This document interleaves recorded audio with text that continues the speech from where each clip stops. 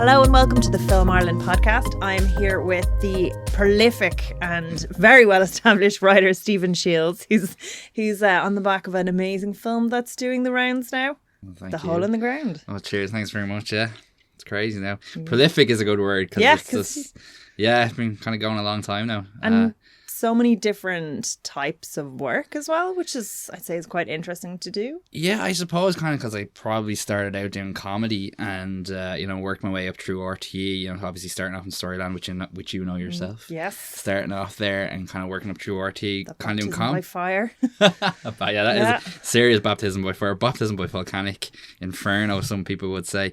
But yeah, kind of like people were kind of, oh, your first movie's a horror movie and not a comedy. That's kind of very interesting, considering I've done mostly comedy for the past, 10 years now. And you've done horror, but comedy horror, like kind of B-movie style, in self-aware things that you've written. That you have done horror, but it's that other kind of type of spectrum, really. I suppose is this like Zombie Bashers kind of stuff? Yeah, Zombie Bashers. Yeah, that's an interesting thing because that was kind of a fun comedy horror, which was kind of influential between myself and the director who directed the web series, Conor McMahon. He's brilliant at what he does, and he can get humour out of horror, and he's brilliant at that. So Conor was kind of my little influence in that as well, and me and him that was actually a really fun time writing and just chatting with Conor, especially when he was directing it and just having fun. That was a fun time, yeah. He's so much enthusiasm as a director as well. Oh, Conor has Conor, I always say about people, Conor, what's Conor man? He goes, he's very enthusiastic. I've never seen him angry. I've never seen him hurl anything across a set. But he's been a director on things that have been kind of lowish budgets and had to deal with everything go wrong as well. To maintain a level of calm in that environment is very impressive. He is, Conor, I tell people, Conor is a really good filmmaker, and I always say to Conor, I said, man, you should really just do a really full-on scary movie, because I think he has that in his tool belt. Yeah. And I'm like, he can do it, but Conor's just a fun-filled guy, and I think he likes making fun-filled movies. And there's no harm in that. And I think he's brilliant. And actually, I always look when Conor approaches me now. It's still to this day. We're still friends after. God, that was 2010 since Zombie Bashers. So nearly 10 years. And any time he comes up to me and pitches me a project or something he's working on, it's just full of enthusiasm, and you just know it's going to be wacky and cool. Yeah. And it's going to be a Conor McMahon film.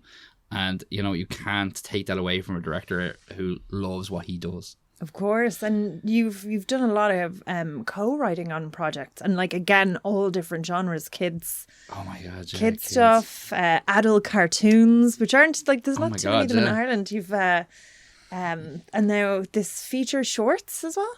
Feature shorts? No, well, they're not really shorts. They're from what are they called? They're like sketches from Republic of Telly. Oh, Republic of Telly. But I watch them on YouTube. So. Oh yeah, well that's to me they're like little short things. Yeah, that's kind of the joy now of YouTube, is that a lot of stuff that I did many moons ago on Republic of Telly is now out on YouTube, and people can see them, where that wouldn't have been a thing years ago. You know what I mean? A sketch would just, if it was an unbelievable sketch or something like that, it'd just be on a video somewhere gathering dust in someone's house down the country. But now everything's on YouTube. RT have a whole back catalogue of sketches that I'm sure some and maybe all are up on YouTube so people can see them. Which I think is a testament to kind of comedy in Ireland, because there's so much material and there's some great comic talent out there. Yeah. And I think that was the best part for me working on Republic Telly, was writing sketches for really funny people and meeting the next wave of comedians coming through. It's kind of actually a shame that there's no platform out there anymore for Republic of Telly. For people may love it, people may hate it. I know some people may be middling about it, but it was a great way of getting new comedy talent in this country on TV and in people's ether and getting them aware of it. I look at the Rubber Bandits, Damo and Ivor. There was so much. Even the Hardy Books did some sketches on it, and they were just Bridget and Eamon.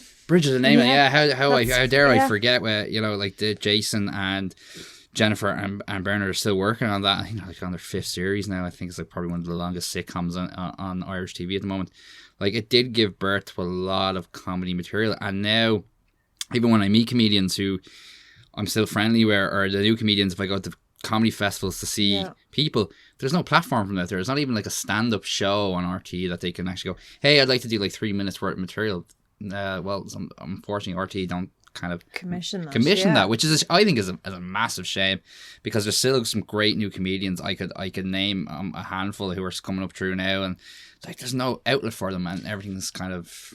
And it's also a sort of mentorship scheme. So if you're kind of new enough, you're starting out, you've a little bit of a name for yourself, you're in there, you're working alongside people that are a bit more established, and it would be like a very microcosm version of like SNL or something like that. You know, like where you get to develop your voice and talent. I always compare. People always ask me what was Republic of Telly like from people who are not from Ireland, and whether people agree with me or not, it was kind of like the Saturday Night Live of Ireland. Not that it was live sketches, but even talents that weren't put on the actual screen, a lot of them were hired behind the camera. Yeah. Working on sketches or writing material for the other comedians. And that was kind of a great way to hone your own craft, because you worked in an environment just like off the top of my head there, we worked in a writer's room in Republic of Telly for a few weeks before a couple of series. And they were hilarious. Like, we would just sit around pitching ideas, and it kind of gets that thing into your head of like, oh, I need to learn how to pitch something to a producer. I've never done this before. And you can kind of hone it that way. Yeah. And then like working in a room, collaborating with other like funny people is, you can't buy that kind of experience, because it's just so much fun. Like there's guys there who I'm still friendly with, Shane Mulvey and Dermot Whelan and the rest of the cast and crew. And like we would just laugh. Yeah. You know what I mean? Now again, like there's nothing out there like that. So sure, that was probably the only writer's room that would have existed in Ireland for any prolonged period of time that was a comedy thing, that wasn't, say, a soap, that wasn't Fair City. Because they're just not really done here. And it's a real shame, because the best things are collaborative. But is it just budgets aren't there? Well, I think if you're going to go into, like, I've just done a feature film with some really talented people, and if you're not collaborative in this medium, I don't know why you're in it. Yeah. Because if you're a writer and you're very possessive of your work, you're not going to get it made unless you're Paul Thomas Anderson or something like that, and you direct and you produce and you're doing cinematographer. That's fine, and that's like, 1 in every 100 probably. But collaborating is the best part of this job, because, well, it can be a double-edged sword. Sometimes it can be great, sometimes it can be a hindrance.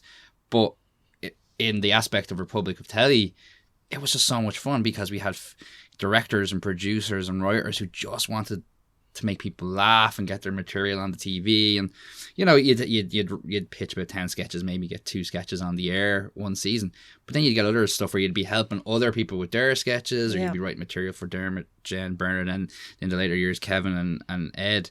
But that doesn't exist anymore. I don't even think I've never worked on Fair City. I did apply for a job there once and was very close to getting one, but I don't know if they sit in a room and go, okay, let's do storylines. I don't know how that works. They'd have your story. The story room would be different to the actual writers. Oh, that's right. I've heard this before. So I think, and I've heard this, but I haven't obviously experienced it. People give out with Fair City. It keeps a lot of writers in this country employed. Paid, and it gets them paid, which, for a writer in this country is such a tough thing, like to get a paid gig.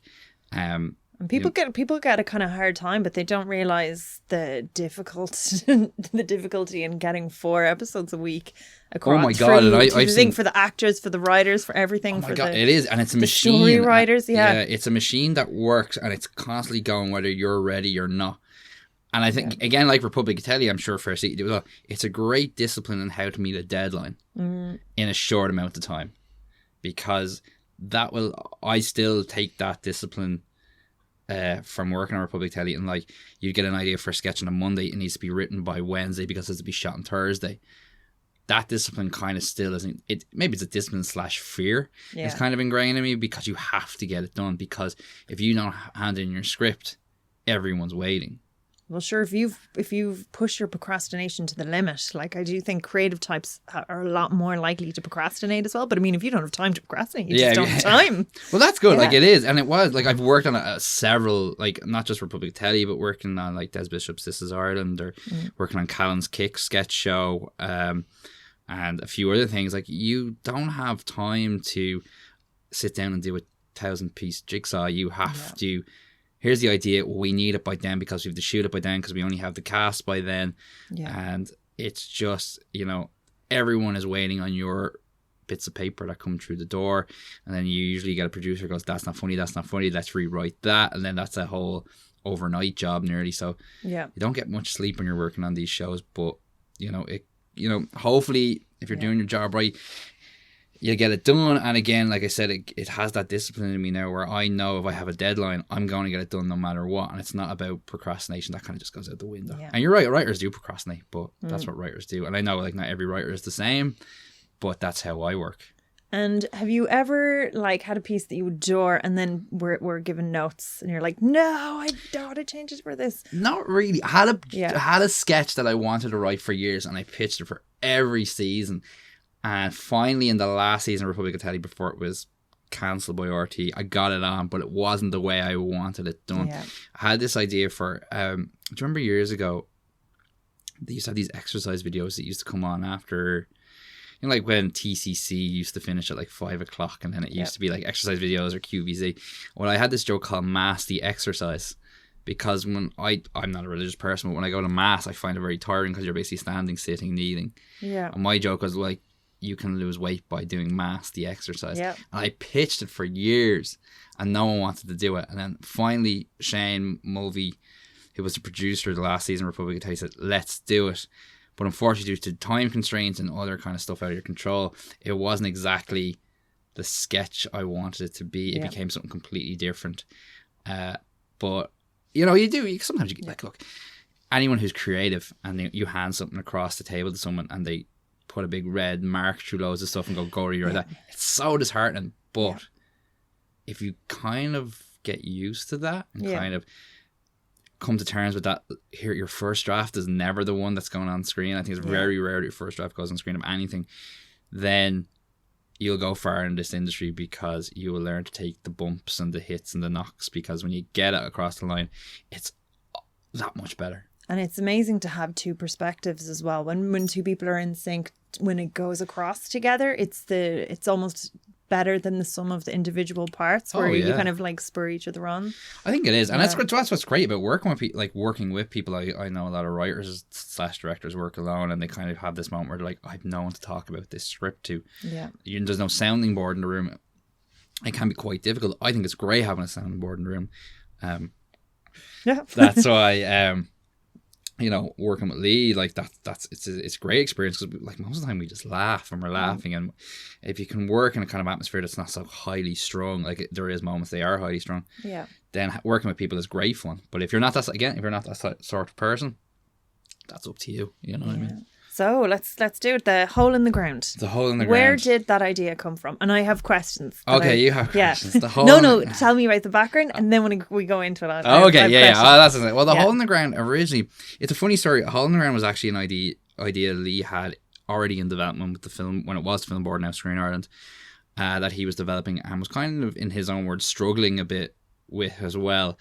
I was working on a spec script at home in 2015, and my final draft decided to just completely shut down, and my draft of my script just completely disappeared, and I could not find it, and I was devastated. So I put a message up on trusty Facebook saying, does anyone out there know how to get a final draft back?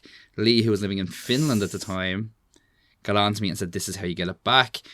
Thank goodness he did, because I got it back, and eventually he said to me, look, he was living in Finland, he says, look, I'm coming back to Ireland in a few weeks, would you like to meet up? Well, we'd met previously before at the Galway Film Flat, because I had done Zombie Bashers in Storyland, and a year later Lee had done Storyland with the master plan, and so we kind of knew each other, and we met up and we like, hey, let's try work on something, let's get a few ideas bouncing, and we ended up writing a pilot script, a TV show that actually got all the way to Channel 4. Wow. And we loved it, and it was really good. It was a great experience. We flew over to London, we met with Channel 4. Of course, like eventually it didn't go anywhere. But then he said, look, I have this script and I want to send it to you and let me know what I think. And it was one of the very early drafts of The Hole in the Ground. So I read it, really liked it, but felt that it could be, not that it could be better, it's just that there was certain elements that were just more intriguing than the overall story. And I pitched this to him. Lee initially reacted to it and was like, yeah. Now, I never thought, oh, look, I want a writer's job on this. It was actually Lee who went to his producer, John Kevill, and said, look, I'd like Stephen to come on board. John, of course, being a bit weary considering I come from a sketch comedy background and, wasn't known in kind of feature film circles, was kind of a bit hesitant, but then eventually said, yeah, let's give him a go. And we started laying out the new story with the film that you see on screen now. Excellent. So, what happened to her husband? This is just a completely erroneous fact that was not a spoiler and has nothing to do with anything that happens in the film, but just myself and Stephen, the editor, we went to see it and we were like, what is happening to the husband? Well, was he abusive? Is that the kind of subtext? The subtext is that he was abusive, and obviously the character that Shauna plays in the film, Sarah, she's basically run away from her old life and is trying to start a new life with her son in the countryside. And of course, as if you go see the film, he disappears one night thanks to an ominous sinkhole in the forest, as well as inclinations from a crazy neighbor next door, and they. And all ensues. But with the husband in the movie, we always said was an abuse. She has come from an abusive relationship, and she has left the city from where she's from. She's moved to the countryside to start a new life, and the kind of pain from the past never goes away. And she also fears that the husband at some point will come back and take her child away from her. Yep. So that's what our intentions were. And hopefully it came across in the movie. Yes, yeah, no, it did. Like that was kind of what I had thought when he was like, "Oh, the bump on the head," and then I was like, "Oh, is everything an illusion?" And then I was like, "Was it hinted at?" But it didn't sort of feel like that. It felt very sturdy and kind of grounded in a supernatural reality, but without giving anything away, if that made sense. No, I think what we tried to do with the film is we tried to, essentially, play a game. It was like, is this actually happening in reality, or is this happening in her head? Yeah. And we always had the intention, it's funny, I was only talking to Lee about it about an hour ago. We never set out to make a scary kid horror movie. We set out to make a story about a mother and a son, and a mother doing anything she can to protect her son. I always said, if I wanted one thing from this film when people walk out of the cinema, it would be, when you go home and look at your children and they act a little bit differently, are they the person that's been there the whole time? I remember years ago my mother told a story when she went to see the original Nightmare on Elm Street, is the thing that everyone feared when they went to see Nightmare on Elm Street is going to sleep. Yeah. And hopefully waking up the next morning. I think if you can take something in a horror genre and people just go home and go, okay, my kid who I've known, I've nurtured and reared, and at 10 years old he just does something slightly strange or starts acting slightly unnormal to the way he has, then we've accomplished our goal with the movie, because people are thinking, oh, what if he just disappeared one night and came back? Or what if the reverse happens? What if people are like leaving their children next to sinkholes because they want a better behaved child who's more polite and who eats their bolognese sauce? He's a very James who plays Chris in the movie is one of the politest children I've ever met in my life, so you wouldn't be too sure if he was actually a changeling or not.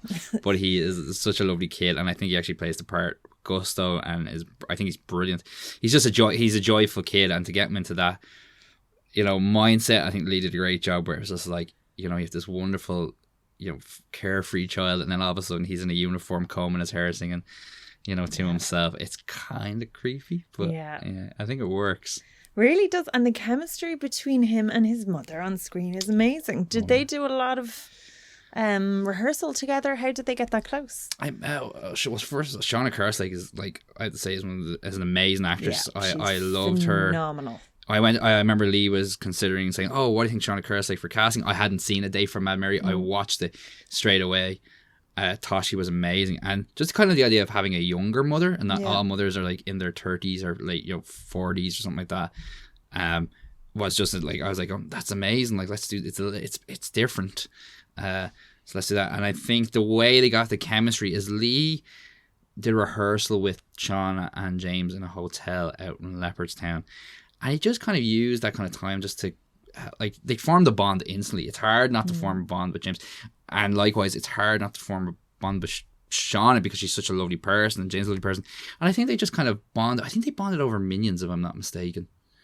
I think that was Shauna's big in when I was like, do you like Minions?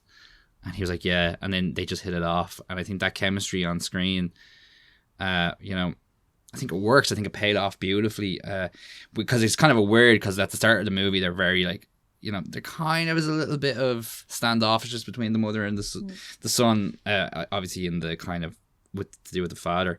And then it's just that horrible, strange, icky feeling when the kid is just very polite and formal and responsive and perfect, which, you know, starts to act. If your own children do it, you'd be like, what's going on? Because kids are supposed to act out, in my opinion. Like. And I was going to say that, it's great that you guys are writing great, strong female characters as a lead, and well done. Yeah, no, like it is like, and the other thing in the movie we always wanted to, and it was like, it's funny when me and Lee go into a project, like we're going into our second feature film at the moment, but with this one we were like making kind of. She's not screaming. That was the big thing for us. Oh no, she's ballsy and she's tough and she's very real. Like you feel like you know her. Like she doesn't like. There's a scene in the movie. I'm not going to spoil it, but towards the end of the movie, when kind of things start to unravel and go down a certain avenue, she doesn't balk and she doesn't scream and she doesn't like. We didn't want to have another scream queen movie. But like, this woman is strong. She's been through a lot and she's going through even more. And she will do what she has to do, come hell or high water, to get her son, you know, back. Yeah. And I think like she's very strong, I think. But like this thing, like we have really good actresses out there that deserve to play these parts. And people go into things going, oh, this would be great for a man or whatever. But like, you know, yeah. But it's like it's what works for us. It's always what works for the character. Yeah. You know. Like if there was something that was. You had to have it as a male for some specific reason, but exactly. Yeah. No, you know, a father and a son story is interesting, but a mother and a son is a bit more kind of maternal. We can pull from experiences as writers from, you know, I have a strong mother, Lee has a strong mother, and they've all been through a lot, but we know they would just do anything for their kids. But your dads wouldn't. Oh, my dad would. They'd be throwing you into the sinkhole and going to get a few beers and be like, I'll collect them later. No, I don't know. But like, it's what suits the story, and you know, that's what drew me to the project in the first place, was not all the craziness with sinkholes and, you know, women next door who were like doing crazy things. It was about, this is a mother who will do anything for her son, and she kind of notices things, again, as she says in the movie, only a mother would know about their kids. Yeah. And I think that's what drew me to the project, and that's what we kind of honed in on, and I think it worked very well. Yeah, she definitely is totally believable. I love her because she's such a strong character. Because you were saying that she didn't balk, she kind of didn't blink, and I like that. I kind of had assumed she was this abuse survivor, and then there is that thing where you're like, well, she survived that, like she can literally survive anything. And then it's like, but it's that for me just rang very true. It was very interesting to watch. And she's never a victim. She's never really a victim. She, like, even when there's a scene in the film where the doctor's like, what is it? What's the scar actually on your head? She doesn't say what it is because, first of all, it's her own personal thing and she can divulge to the doctor what she wants. But she doesn't want to play the victim. Like, she never sets out and goes, oh, I was a victim of domestic abuse. She just gets on with it. She's past that. She's trying to get on with her life. And again, when, pardon my French, when shit hits the fan in the movie, she never screams and she never runs away. She goes at it head on. And that's important, I think, in the story, because she's just a powerful character and a powerful mother. So that's what our intention was setting out for the film, and that's what our goal was. We always said she's never screaming, she's never running away. She's a mother that's convinced this thing is happening, and she will try and prove it till the end of the time. Excellent. And how was it received when you're so far? So where have you watched it? So I saw the first time I've watched it a few times, and obviously through the editing stages. The first time I watched it with a pure real audience was the midnight screening at Sundance in Utah, which was an experience and a half, because when they say midnight screening, they really mean midnight screening. So your film was on at 12 o'clock. You got a lot of film watchers coming in that's been probably watched about 6 or 9 films. And a few jars, and maybe. And probably have a few pints. Yeah, Salt Lake or Park City has kind of got a few bars in it, which I have to say I did frequent a few of them, but took it easy. But it was an experience. Like, it's obviously, it's good to watch an audience jump. Yeah, it's good to watch an audience react. There's a part in the movie, I won't spoil it, but you've obviously seen the film, so you know it, towards the end, where something kind of, you're like, unexpected kind of happened, and there was an audible gasp. Yeah. And I could literally hear people go, "Oh my God," and "Oh no," and that was amazing to see it. And I've seen it a few times. I actually saw it on Saturday night with a few friends. And my best friend was sitting beside me, and I got to that part again, and he went, "Oh my God," again. So people are reacting to it, and it's been great, and the reviews have been great. You know, and I'm going to make a gesture because I just want to be sure. Is that the bit where it's this? Yeah. And then yeah. Okay. People were like, "Oh my God," because it's kind of like people are kind of like, "Oh my God, like what actually is happening here?" So that's good. But yeah, the reviews have been great. We got great reviews. I think we're like 88% fresh on Rotten Tomatoes, which apparently is the bar you have to hit these days with films. Because I know a few other people who have had films in the cinema and they haven't been fresh, and that has hit them hard. But that's the business. Yeah. And the IMDb rating as well. The IMDb rating, I think, is very good. Yours is very good. I had a look at it. I just out of curiosity, I was like, I'm at the point now where I'm not even looking at stuff because I have a tendency of going to like a Twitter hole where I'm just like, I look it up on Twitter or Google it, and it can be very.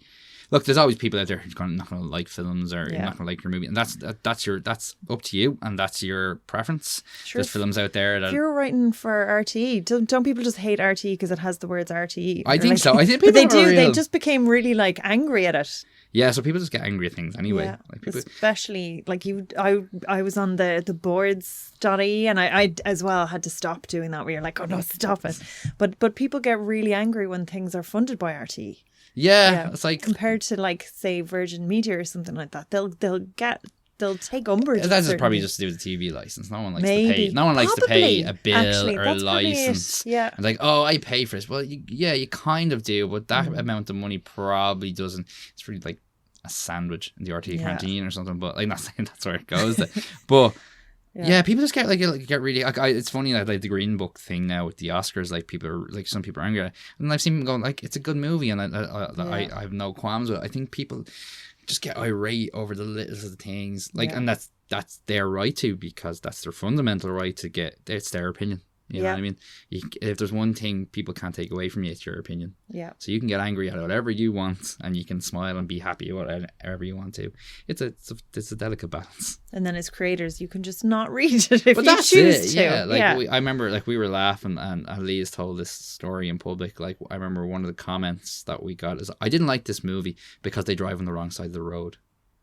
And I just was like, well, if that's the one complaint they have. That's a pretty good one. That's fair enough. Yeah. But I don't mind. There's actually, it's funny because any of the roads in the film are just country roads, so who knows which way they're driving.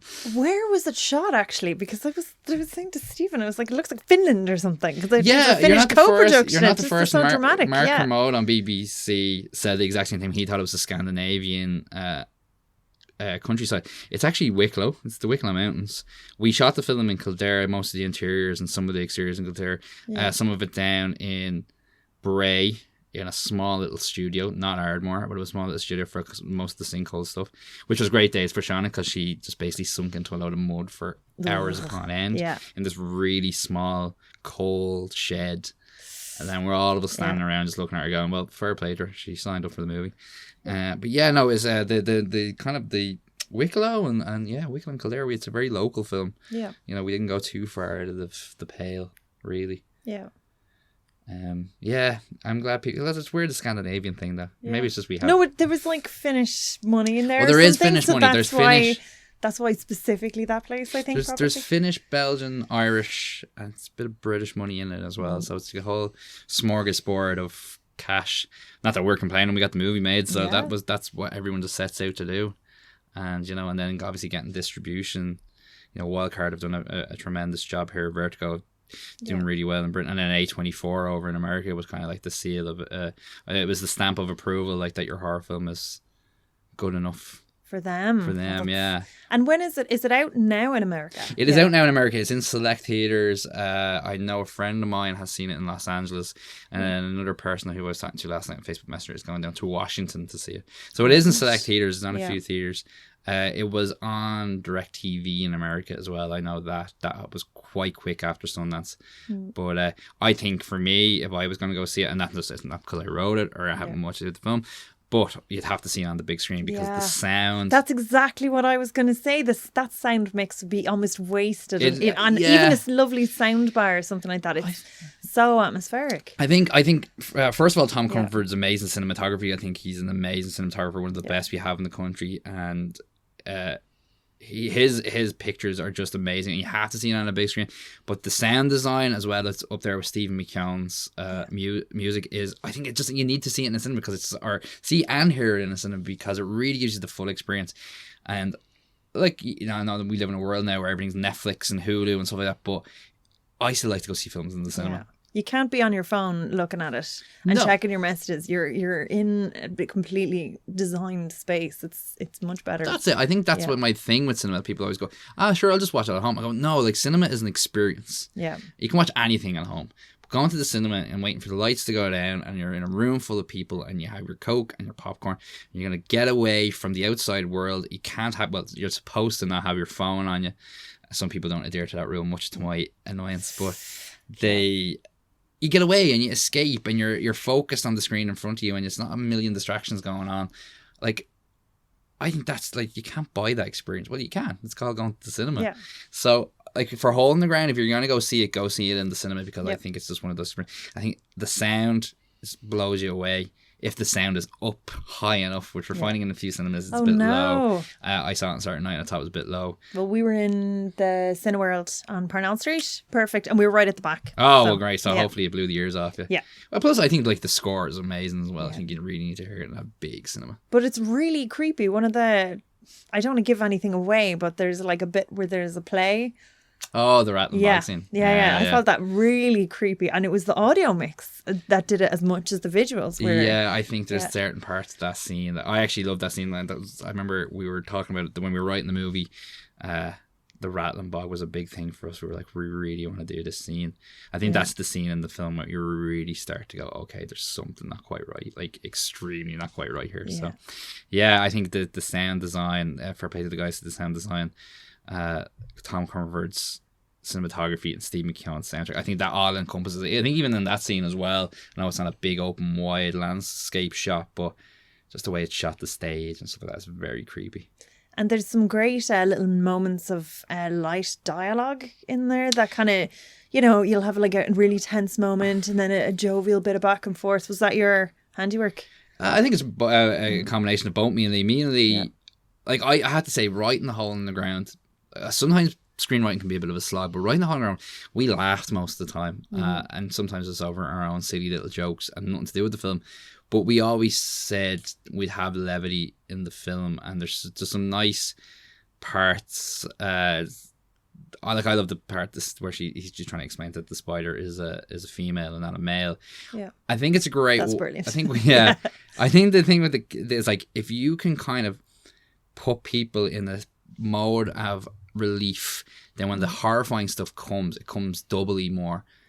I always say that the two most reactionary genres in film are comedy and horror, if they're done right, because timing a joke is nearly the same as timing a fright, because it's like a level, like, it's I'm on a podcast here and I'm showing Gemma something here, but like, it's ups and downs, it's valleys and peaks, you know what I mean? And I think if it was just constantly scare, you become desensitized to it too quick. It's like joke.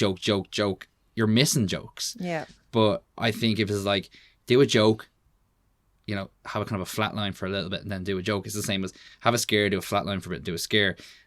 It's an experience, you know what I mean? It's like you're getting the reaction you want. Not saying that other films don't do that. I just find horror and comedy just do it the best. Yeah, definitely.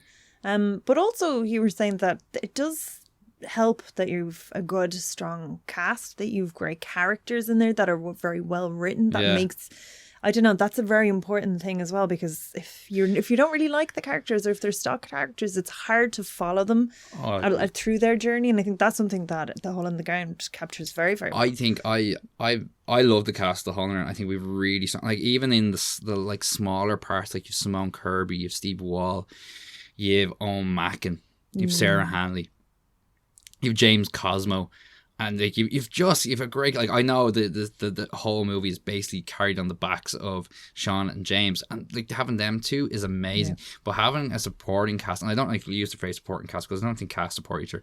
I think casts are all encompassing and they all do their job equally. They're all parts I just think is amazing for a first feature film. Yeah. I think Lee and the team cast it real well. Like James Cosmo, anytime I see him on screen, I'm just like, here's a guy who's in Highlander and Braveheart and more recently Wonder Woman. And when he comes on screen in Home Ground, I just think he is just, you know, he really makes you focus on him because he's the gatekeeper in all this. You know what I mean? And same with Steve Walters, the infamous dinner party scene me and Lee call it. Like, you've really great actors just sat around the table telling the story.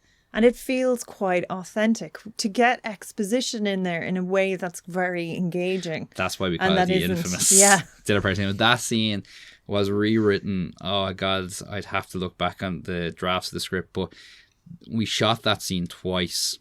I think we shot it twice. And it just didn't work the first time because you're always very aware when you're writing a horror movie that there's going to be a scene in it where you have to explain either A, what happened in the past, or B, what the monster is. Yeah.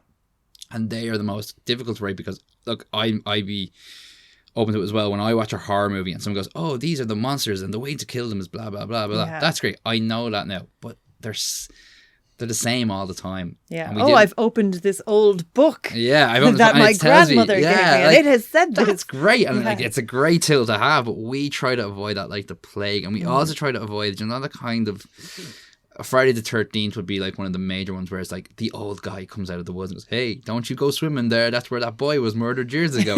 And you're like, oh, yeah, okay, cool. But we're still going to go swimming here. So you go on about yourself there, you big nutter. And then, of course, they all get killed. So it's so hard to kind of write one of them without trying to really write one of them. I know that might seem like an oxymoron, but it's just, it was so crazy. Even on the day we were shooting, like I was tasked by Lee to kind of like, go through the script with them and see what they think. And it was just, and that's when I had an appreciation for directors, because when you have 4 actors or 3 actors, I can't remember the number, going, I think we should say this, this, this, and this, you just brain starts to melt. And you're like, okay, let's just take this a bit by bit and see what we do. And, I think ultimately the scene that's up on screen now actually worked really well.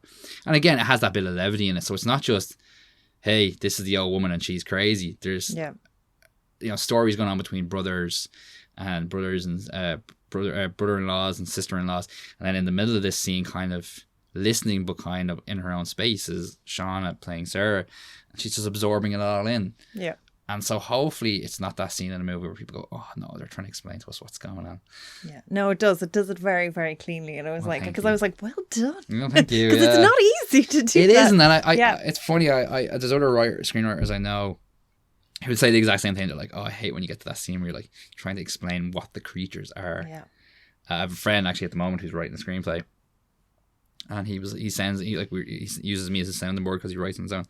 And it's always the thing is like, how do I write this scene where there's a monster, but I don't explain what the monster is or how to kill it, but I have to do it at some point. Yeah. And those are the hardest scenes to write because it can just come off as cheese, really. Yeah. Like, oh yeah. Or too kind of like dialogue heavy as well, and then you can't do flashback. Like it's just this thing where I totally empathize with you. Oh, yeah. It's just I don't wish it. Look, writing as tough as it is, it's it is what it is, but God, when you get to them scenes, it's just like, oh my God, it's banging your head against the wall going, oh, how do I make this make sound like a big piece of cheese of exposition? You're like, okay. I was going to say as well, just on the topic of tackling hard things, you're writing something new now. You were saying that you're back into the fold. Are you allowed to talk about it, or is it a big secret? I think I can. I can talk about it a little bit because actually an article went up on Screen Daily just a couple of hours ago. Mm-hmm. Yeah, so me and Lee are working on our second feature together, based on an idea Lee had originally. It's called Box of Bones.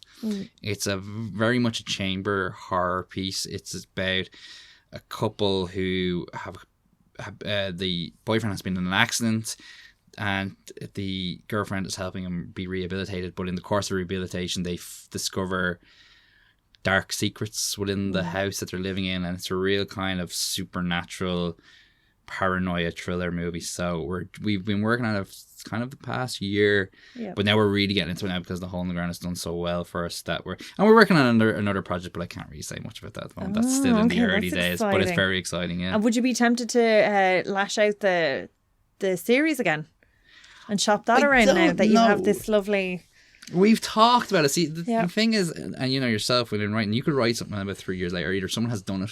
Yeah. It's stale now. Yeah. Or, you know, but you never know. Like, I always look at, like, there's a story of Matthew Weiner who created Mad Men. Like, he had Mad Men script in his briefcase for 10 years before anyone even thought about making it. Yeah. And then when you watch that show, you go, what? No one wanted to make this. But you don't know. Time for it. It's time for it. It's this. I always say, making movies is a crapshoot. Like, you never know when someone goes, remember that idea you had about 5 years ago? I really like it. You just have that script. Yeah, here it is. Okay, I think we can make this. Or, you know, at the time, people are like, oh, what's that script about? Yeah, we're not really, there's no market for that at the moment. So there's a lot of variables that go on, but I don't know. It's conversation for me and Lee to have, but mainly we're kind of just focusing on doing the feature film. Yeah. Work. And there was one thing, actually, you were saying that you were on set a lot. Would you have been on set most days? No. It's a big it's funny. People always go, oh, is it fun being on set? It is fun being on set, but it can become quite tedious if you're not actually doing anything, because you're just watching take after take. If you're a director, that's fine because you're directing the actors and you're getting everything set up. As the writer, you can, like, my job is done unless I'm called upon to do more. Yeah. I was on set for a good bit of the film, especially kind of the stuff in the house. I was there. I think it's good for writers to be on set, not all the time, but some of the time, or when asked. It's good to... I think it's good for writers just to let actors know that writers exist. Yeah. And that's not just, hey, look, this, you know, I think it's good. You know, I certainly love going down and watching the film being made. I love having conversations with Lee, John, Kevin, the producer, just the whole crew, even, like, just, you know, the camera guys. It's good fun to be on. But then there's sometimes, like, just sitting there going, okay, we've done a few takes of this and now. And then you could be there some days and they're just taking shots of mirrors. Yeah, you just end up eating all the food.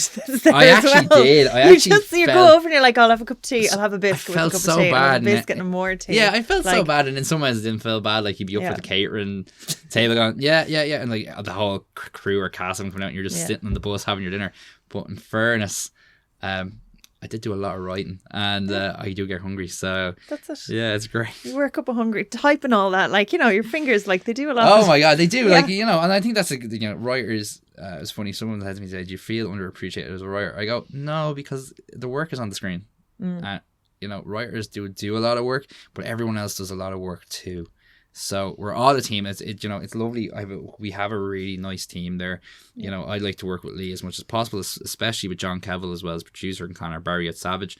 Oh yeah, that's great. You know, there's a lot of great, especially in this country. Like, there's a lot of other people in this country, and everyone wants to work with everyone at some point. Like, there's people I dream to work with, but at the moment, I enjoy working with Lee. We work as a good unit, and we're getting there. We're getting there. First feature in the can, out in the cinema.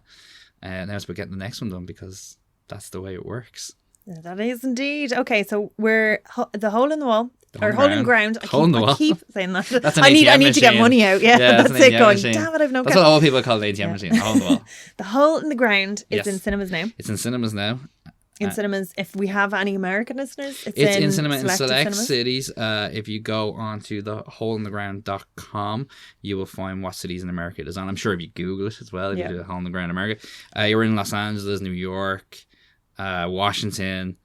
Things were in parts of Texas. Like, if you can get out and see it, go out and see it, because I do, like I said, I do think going to see it in the cinema is the best experience of it. If you don't, you'll always see it, I'm sure, at some point on definitely VOD. And I think as a horror film, if you are not necessarily a huge fan of horror films, I think it will still work for you. If you like a good solid drama, if you like something that is kind of narratively sound, this will definitely work. And it's not too gruesome or anything. No, there's no real gore in the entire movie. It's really as if you like psychological, unsure, sure horror movies. Yeah. I think this is the thing for you. We set out on purpose to make a horror movie that wasn't in the James Wan Conjuring universe. Yeah. We set out to make a film that has a purpose, and everything in that film has a purpose. And again, it has this, like, even if you have seen it, go back and see it twice, because there's probably things you've missed in it, like little subtleties in the film that you may have missed the first time, but that's your prerogative. But I do think get out and see it. Go out and see it in the cinema. It's the best way to experience the sound, the visuals, the music, like everyone's efforts compiled onto the big screen.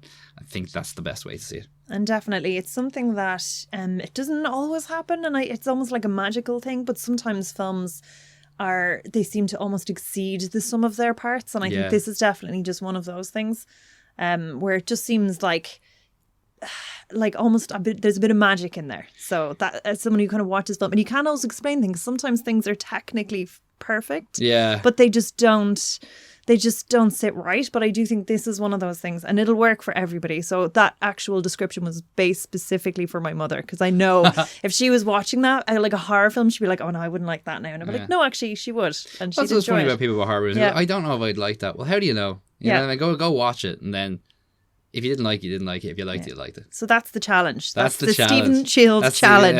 Go see it. If you don't like it, you don't like it. It's up to you. That's it. That's it all the way. So thank you so much for chatting with us. No problem. We let you get to your other podcast. No, you're fine. Thank you very much for the experience. Excellent. Thanks, Gemma. Thanks.